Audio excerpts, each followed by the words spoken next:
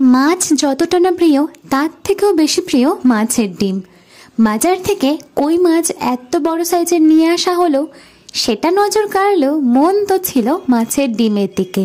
নিয়ে আসা হয়েছিল কাতলা মাছের ডিম, যেটা কড়াতে ভাজতে না ভাজতেই প্লেট নিয়ে মায়ের সামনে তো আমি হাজির। হোমমেড টমেটো সস দিয়ে মাছের ডিমের বড়া ট্রাই করতে করতে দুটো তিনটে তো অনায়াসেই আমার পেটে চলে গিয়েছে। খাওয়া দাওয়া তো অনেক হলো, এবার চলো তাহলে মেনুটা শেয়ার করা যাক। ছিল গরম গরম ভাত, সাথে লেবুটা তো নিতেই হচ্ছে, আলু বরবটি ভাজা, সাথে আমার জন্য স্পেশালি নিয়ে নিয়েছিলাম ঘি। আর আজকের শোস্টপার ছিল মাছের ডিমের বড়া, আর অন্যদিকে ছিল কই মাছ, যেটা একদম আলু দিয়ে মাখো মাখো করে করা হয়েছিল, যেটা আমার খেতে বেশ ভালো লাগে।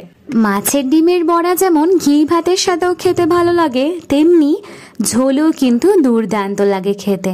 তোমরা কোনটা ভালোবাসো কমেন্টসে জানিও।